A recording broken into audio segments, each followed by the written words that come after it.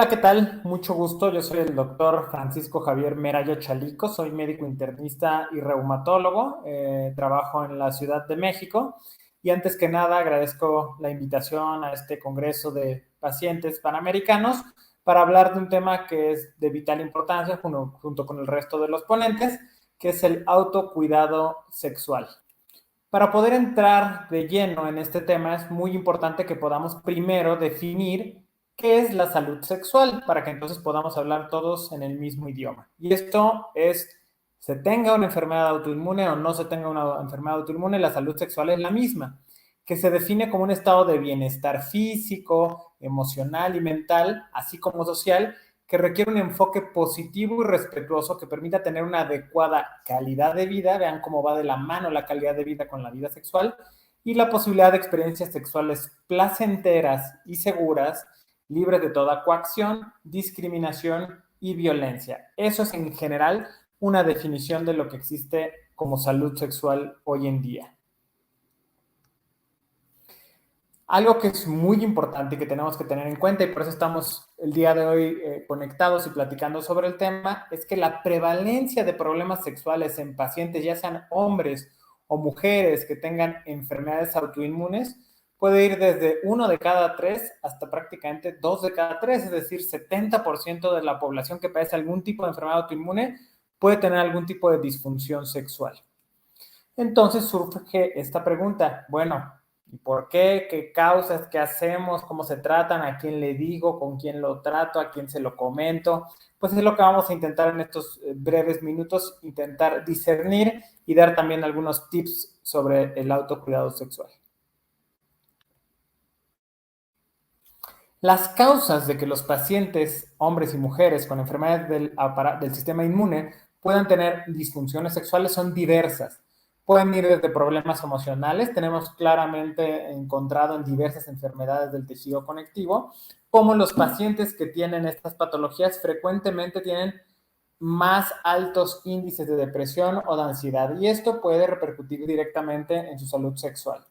Por otro lado, alteraciones hormonales son muy importantes. De hecho, en ciertos periodos de la vida, sobre todo en la mujer, es mucho más frecuente que encontremos algún tipo de alteraciones no solo en la función, sino en la salud sexual. Los medicamentos, evidentemente, como bien pueden ustedes ver en la diapositiva, son parte fundamental que casi es día a día de los pacientes que padecen enfermedades del tejido conectivo o enfermedades autoinmunes y que en muchas ocasiones pueden interactuar directamente con la respuesta sexual. Frecuentemente y bien conocidos tenemos pues, los esteroides, ¿no? Los glucocorticoides. Y además las alteraciones propias de la enfermedad, como veremos en la siguiente diapositiva, y veremos que algunas patologías en particular, aunque casi todas, tienen problemas que por la misma enfermedad pueden generar alguna alteración en alguna de las esferas de la salud sexual. Para muestra, pues les coloco esta diapositiva y menciono aquí algunas, solo algunas de las enfermedades autoinmunes que probablemente si nos ponemos un poquito más profundo, pues tendríamos que poner aquí 30 o 40 enfermedades distintas, pero por ejemplo el síndrome de Sjögren probablemente a muchos de ustedes les suene, es una enfermedad autoinmune que genera resequedad, sobre todo en ojo y en boca, pero frecuentemente, sobre todo en mujer, también genera resequedad vaginal, lo cual puede generar vaginitis o infecciones frecuentemente en esta región y que pueda generar incluso relaciones sexuales dolorosas, lo que nosotros en medicina conocemos como la dispareunia. Esto es muy frecuente, por lo tanto, la misma enfermedad, tomes o no tomes medicamentos, te puede generar una disfunción sexual. En este caso, pues sería en el momento, por ejemplo, de la penetración. La escleroderma o esclerodermia o esclerosis sistémica, por ejemplo, en hombres se encuentra altamente relacionada con disfunción eréctil. El 80% de los pacientes que son hombres y que tienen esta enfermedad pueden presentar algún grado de disfunción eréctil. El lupus eritematoso generalizado, que es un tema en el cual yo en particular me he especializado, pues puede ir desde disminución de la libido, disfunción eréctil, eyaculación precoz, dificultad en alcanzar un orgasmo, y esto lo vemos en mujeres, porque sabemos que de 10 enfermos de lupus, 9 son mujeres, pero también lo vemos claramente en hombres y eso lo hemos publicado recientemente en diversas revistas internacionales. Y otras enfermedades más del tipo artritis, como puede ser la espondilitis anquilosante o incluso aquí también podría ir artritis reumatoide, que es mucho más frecuente, dolor, alteraciones en la función física, rigidez que no solamente es matutina, sino que puede estar durante todo el día, y esto definitivamente impacta directamente sobre la función sexual o el desempeño sexual. ¿Y las alteraciones de la función sexual solo ocurren en pacientes que tienen enfermedades del sistema inmune o patologías autoinmunes? La respuesta es no. Frecuentemente también ocurren en enfermedades articulares degenerativas, en artrosis, y eso es algo que también tenemos que tener claro, que es un tema que va entre los ortopedistas y los reumatólogos. La artrosis también la vemos nosotros, y es importante porque muchos pacientes es la enfermedad más prevalente degenerativa articular que existe, la artrosis, y muchas veces no le hacemos caso, y al tratamiento, como puede ser la colocación de prótesis, pues tampoco le hacemos mucho caso, y después los pacientes tienen muchas dudas sobre su salud sexual en relación a patologías como el desgaste articular. Por ejemplo, hablando un poco de desgaste articular de las caderas, sabemos que casi el 70% de los pacientes que padecen artrosis de cadera en algún momento va a referir algún problema en alteración, algún problema sexual, sobre todo en la mecánica sexual, digámoslo así. Se presenta un poco más frecuente en las mujeres y está relacionada directamente, principalmente con un dato que es cardinal de la artrosis, y los conocemos claramente, que es el dolor, y también con la rigidez. Por lo tanto, si tenemos uno o tenemos los dos componentes de esto, que es sobre todo pacientes que tienen muy avanzada las artrosis, que aquí puede decir cadera, pero aquí abajito puede decir rodillas, o incluso puede decir espalda alta o espalda baja, cervical o lumbar, y esto se puede relacionar directamente con una alteración en la función sexual. Y muy frecuentemente, más de lo que se pueden imaginar, que es una cirugía muy común, y estoy seguro que más de uno de los o las oyentes de esta plática tendrán una prótesis articular, es decir, una artroplastía total de cadera, ya sea derecha o izquierda, o bilateral incluso, o incluso prótesis articulares en las rodillas. Y hay personas, sobre todo en artrosis muy avanzadas o en pacientes con artritis reumatoide también muy avanzada, que incluso tienen las 4 prótesis, las 2 caderas y las 2 rodillas. Y la pregunta clara que frecuentemente a los que nos dedicamos a este tema de salud sexual es, pues ya tengo prótesis y como me dijeron que no podía hacer muchas cosas, pues entonces ya se terminó mi vida sexual.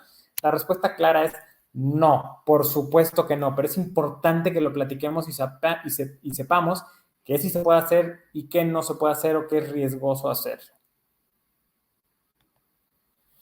De hecho, es bien sabido que hasta el 90% de los pacientes que habían sido sometidos a artroplastía de cadera referían que la artrosis limitaba su vida sexual antes de la prótesis. De hecho, es bastante adecuado, digámoslo así, que el paciente tenga una colocación de prótesis porque les mejora mucho el dolor y la rigidez. De hecho, la calidad de vida relacionada con la sexualidad mejoraba después de una prótesis total de cadera. Por lo tanto, la respuesta de esta pregunta que ustedes ven acá no solo se termina mi vida sexual, tengo una prótesis articular, sino al revés, mejorará la vida sexual y la calidad de vida en general. Hay algunas recomendaciones generales en pacientes con enfermedades autoinmunes que tienen prótesis articulares o enfermedades desgastantes o que degeneran las articulaciones, que sí se deben de intentar mantener siempre, que es no doblar la cadera más de 90 grados, no elevar las rodillas por encima de la altura de la cadera, no estar cruzando las piernas, ni por las rodillas ni por los tobillos, no exigir a la pierna afectada que se mueva hacia adentro o hacia afuera de manera excesiva. ¿Por qué? Porque la prótesis se puede salir del lugar, se puede luxar, y eso en ocasiones requiere incluso una nueva cirugía para volverse recolocar. Y eso muchas veces es el miedo del paciente a tener, por ejemplo, vida sexual, ¿no? No girar su cadera o pelvis de la pierna afectada, o mantener los tobillos abiertos a la altura de los hombros y sus dedos de los pies mirando hacia afuera, tener los pies así, digámoslo así. Son cosas que idealmente no debiéramos de tener mucho tiempo o hacerlo de manera muy fuerte o muy excesiva, porque puede lastimar claramente la prótesis. Sin embargo, eso dista bastante de que no se puedan tener relaciones sexuales. Y esto, y lo veremos en un par de ilustraciones en la siguiente diapositiva, es un hombre que está operado de prótesis especialmente de cadera, que son las más problemáticas, digámoslo así, y una mujer operada de prótesis de cadera. Estas son las posiciones que sí deben de tener para tener relaciones sexuales: el hombre recostado sobre su espalda con la pareja arriba, el hombre, la mujer recostada boca arriba con una flexión de las caderas y rodillas con el hombre que esté arriba de la mujer, o ambos de pie y el hombre evitará la flexión excesiva de la cadera. En caso de que la mujer sea la que tenga las prótesis o la prótesis, la mujer recostada, en este caso sobre su abdomen, la pareja arriba, la mujer acostada en decúbito supino o ambos de pies con la mujer de espaldas al hombro apoyada sin exceder la flexión de las caderas. Esto se ve claramente en estas imágenes que ustedes pueden observar. Si el hombre está operado, pues estas son las posiciones. Aquí veríamos cuál sería la extremidad afectada, que es la que se observa, digamos, en verde. Y aquí vemos cuáles son posiciones sexuales que son recomendadas para pacientes que están operados de prótesis de cadera. En este caso, hombres operados de prótesis de cadera. Y aquí tenemos una mujer operada de prótesis de cadera. ¿Cuáles son las posiciones que se recomiendan para evitar hacer un movimiento excesivo de la extremidad y que entonces se vaya a luxar la cadera? Pero la respuesta es por supuesto que pueden tener relaciones sexuales. Desafortunadamente y por cuestiones de tiempo no nos podemos extender en cada uno de los puntos que quisiéramos tener, pero para eso entenderemos que habrá después algún foro para que lo podamos discutir un poco más a profundidad y los datos personales de cada uno.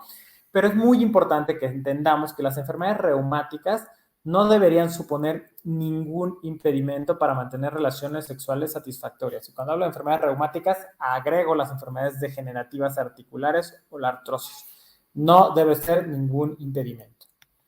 ¿Y qué hay que hacer para que esto no sea un impedimento? Comunicarse con el especialista en reumatología, y eso es donde más fallamos. Tanto muchos reumatólogos que todavía hoy en día no se atreven a preguntar sobre vida sexual, los que ya tenemos más experiencia en eso lo hacemos comúnmente, como preguntamos si se toman bien sus medicamentos, preguntamos sobre vida sexual, pero si el reumatólogo por alguna razón no abre la puerta, es muy importante que el paciente toque esa puerta y se abra esa puerta. Y el reumatólogo es el especialista con el que se tiene que empezar porque es el médico que se ve crónicamente, es el que van a ver más seguido. Por lo tanto, es muy importante que el especialista en reumatología sea el que abra esa puerta para que entonces se pueda hacer el manejo de manera adecuada.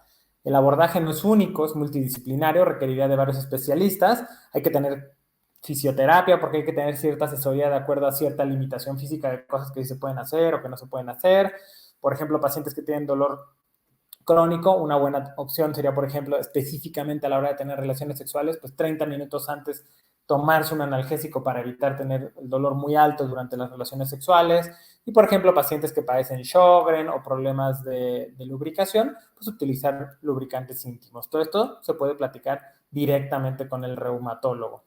Y el abordaje será un abordaje multidisciplinario y además, que lo mencioné en la diapositiva previa, algunas cosas que también pueden ayudar sería evitar el tabaco, evitar el alcohol en exceso. Siempre valdría la pena que estos pacientes tuvieran un acompañamiento psicológico. Sería muy importante que siguieran al pie de la letra no solamente la medicación que uno toma todos los días para controlar la enfermedad o los analgésicos, sino que además también muchas veces, como bien lo mencioné en las primeras diapositivas, las alteraciones emocionales van muy de la mano con la salud sexual. Por lo tanto, es importante el acompañamiento psicológico y en caso necesario, pues incluso el acompañamiento psiquiátrico, si es que requiere medicación, por ejemplo, por un trastorno depresivo mayor o por un trastorno de ansiedad.